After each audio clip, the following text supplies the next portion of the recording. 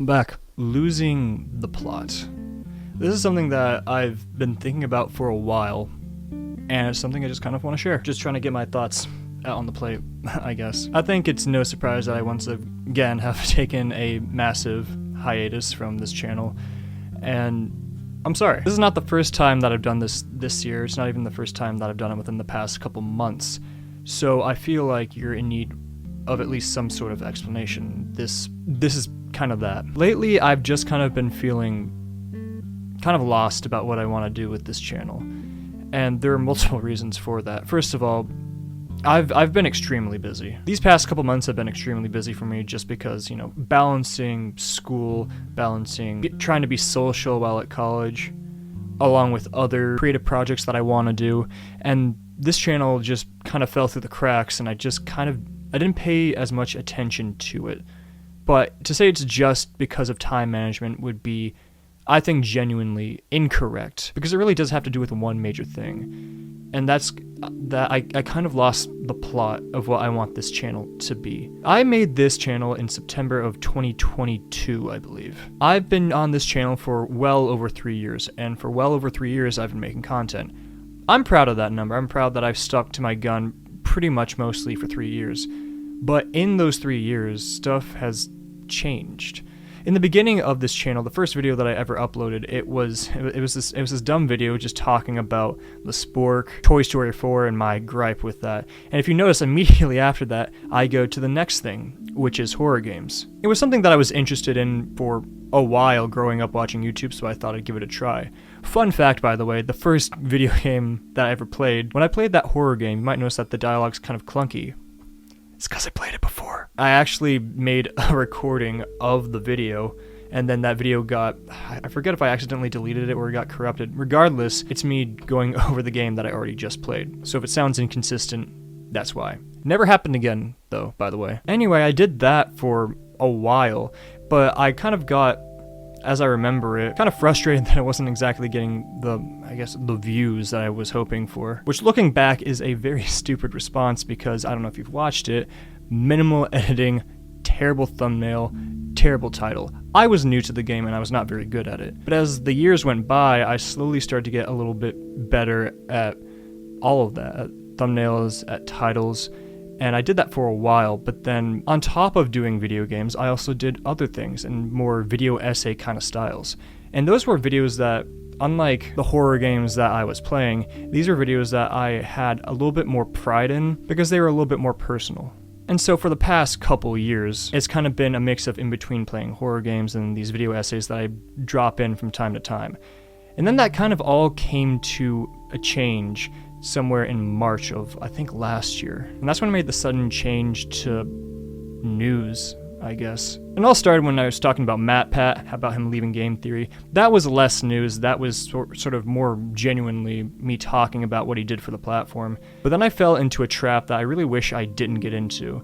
And that's becoming a commentary news channel, because God knows we have not enough of those on the platform. But for me, it was exciting because for the first time I was getting like a lot of views fairly consistently with each and every single video, and that was exciting. And so I did that for months and months and months and months. But then I kind of came to a realization that this isn't the content that I really want to make. And so I made a video talking about how I was planning to change stuff. And then while making that video and then the videos prior, that's when the big gaps started to happen. That's when I started to step away for like a month or two. And it all really comes down to one thing. And that's that I lost the plot of this channel. To say I knew exactly what I wanted this channel to be in the beginning is, you know, straight up lie. I had no idea what I was going to do. I thought I was going to do horror games, then I thought I was going to be a commentary channel. And I really don't think I follow any of those, you know, descriptions. I'm a giant smorgasbord of content. But at the end of the day, I realized that my favorite content that I've ever made comes from me talking about random stuff. The random big videos that I would drop out of nowhere talking about stuff that I was genuinely interested in. That's the stuff like I gotta remember the names. A Eulogy to Minecraft is one of those. This YouTuber is underrated, I think, was one of those. But all of them pale in comparison to this one. A Tribute to Nostalgia. This is my favorite video. ever that I've ever made.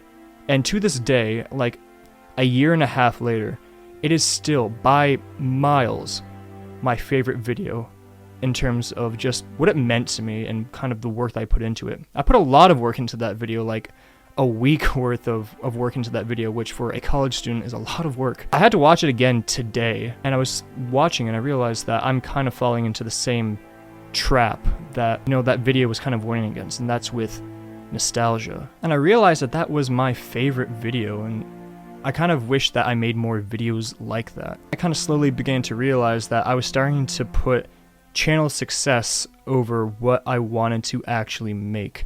And that's when I also kind of came to the, you know, the epiphany that YouTube isn't the same. Because currently the platform that encourages you to be creative punishes creativity because it doesn't follow the outline for making money on YouTube. And that's just with quantity content that's easy to repeat. And I just don't, I don't make that kind of stuff. And that's not what YouTube was. The YouTube that I grew up on is long gone. It's dead and has been for years. Most of the stuff that you see on YouTube and most of the successful stuff you see on YouTube, it's like the big, almost corporate kind of channels doing stuff that normal channels would never be able to do. And the stuff that channels are able to do are just very dead, not very soulful videos, and that's just usually reacting to TikToks. And there's channels that are just like reacting to TikTok, thousands of these videos. And that's just not me.